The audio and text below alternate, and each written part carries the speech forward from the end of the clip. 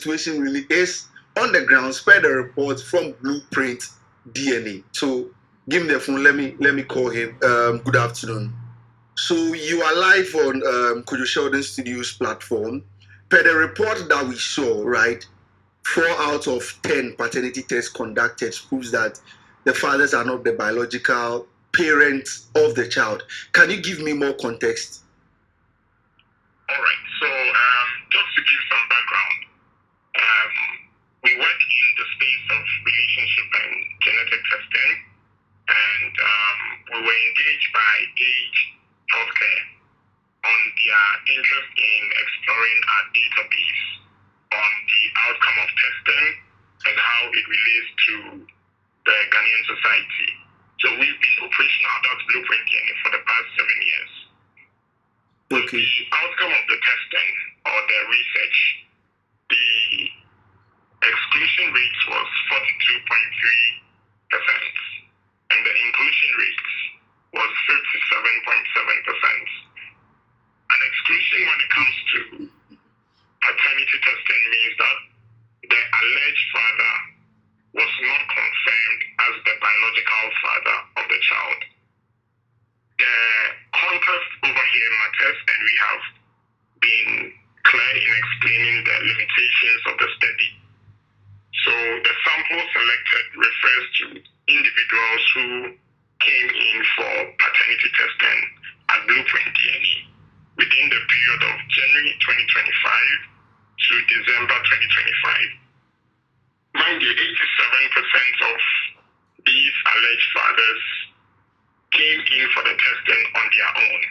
Okay. The remaining smaller percentage were mandated by the courts, or they came in as a redirection from the embassies for immigration purposes. Okay, so that's like the 13% left. Yes. Okay. For the 87% who came in for their own personal reassurance, it is to be understood that a proportion of them, or a large percentage of them, would come in because they already have some uncertainty. Okay. And therefore, there's a higher likelihood that you may find a negative outcome in that sample size. Okay, Doc, before you continue, right?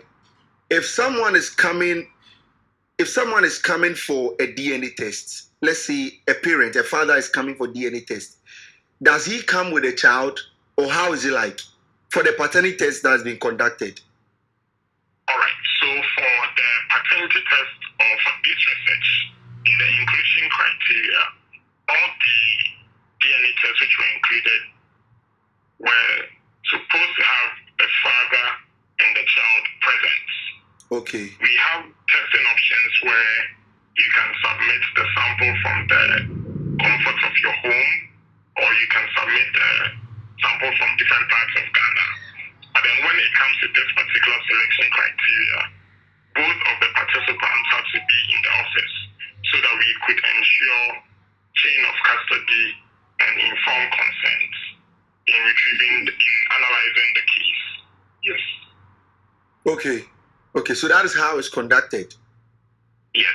All right. And for the normal paternity test, you have a wide range of options. You can have a home service. You can get the self-collection kits. It's usually available from the small shops or pharmacies, so that you take your samples and submit them. And then you can also come into any of our nationwide collection offices.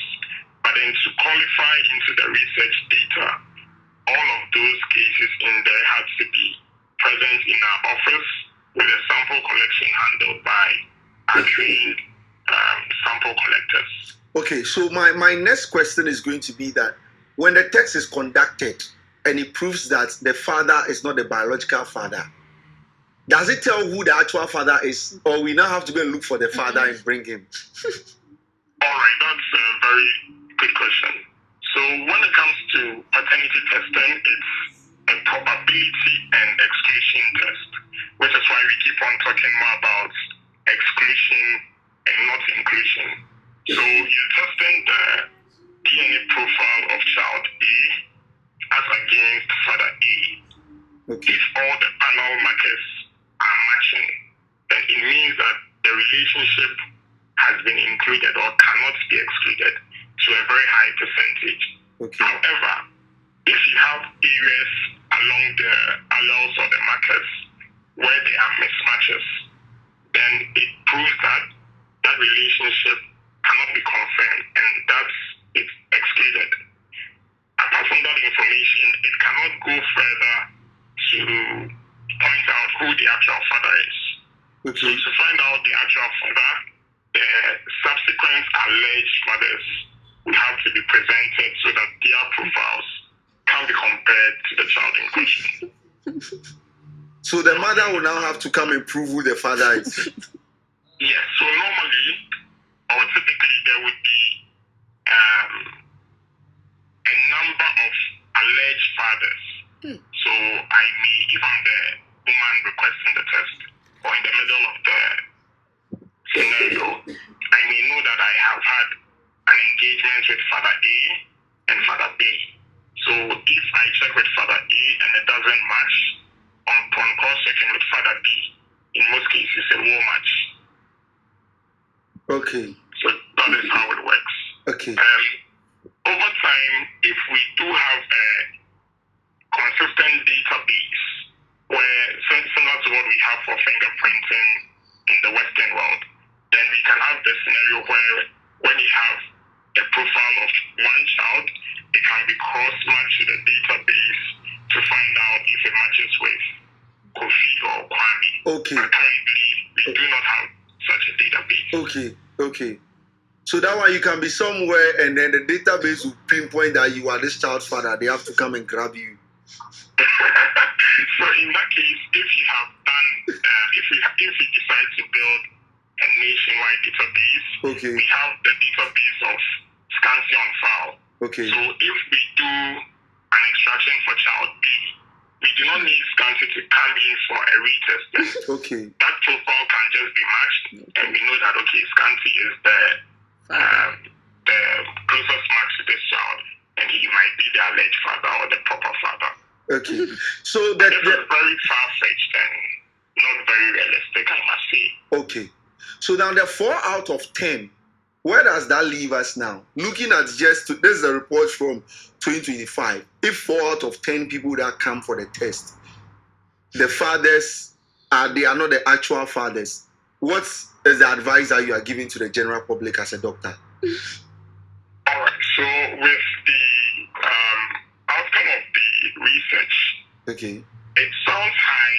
It sounds high when you just look at the numbers, but when you put it in context of the people who are being analyzed are people who already have suspicion, and then you also compare it to other international laboratory database research which has been done, the reference ranges are usually between 25% and 35%. Okay. If you compare it to the random population, maybe you go to the street and you pick 100 guys and you check them with their children, you are going to expect a lower outcome than what we are getting from this selected population. But the advice we would give based on the research will be that the fathers who tested earlier, when the child was lower than 6 years, they had very good outcomes or lower exclusion rates. Okay. As compared to those who tested much later when the child was more than 10 years. Okay. So from the research conclusion, we encourage that there should be early verification, early testing, and in addition to that, once you have your information or outcome early, you can also save yourself from the uncertainty and the emotional stress which comes with these kind of findings. Yeah. All right. So, doctor, because of our time, there's more questions, but I would do my possible best to invite you into our studios one day to have a sit-down conversation. But my last question: people have argued that DNA test should be mandatory after childbirth. Do you support that claim? All right. So at Blueprint DNA, we have decided as a policy to step away from such discussions. Okay. The only comments I can make would be a caution when it comes to the cost handling of such calls, because DNA testing for now is a bit expensive and not very cheap. So when you're making it mandatory for every childbirth, the question is who is going to bear that cost? Okay. We know we are struggling when it comes to footing a national health bill. Yeah. And this might be an additional burden. So we should consider it, but then it has to be put in the right context. Okay. But if it's expensive, how expensive? What is the range? All right. So for the normal paternity test at Blueprint DNA, it goes from 1,600 cedis for a personal test and 2,400 cedis for a legal or a certified test. Oh. That covers both the parents and the child. Okay. All right. Thank you, doctor, so much. I'll save the number. We are going to advance this conversation probably in person another time. Thank you so much. All right. Thanks a lot. Yes. Your name. I've forgotten the name. And Dr. Abeiku Ghansah, the medical director for Blueprint DNA. All right, guys. So that is Dr. Abeiku on the line. So, Eri, right here.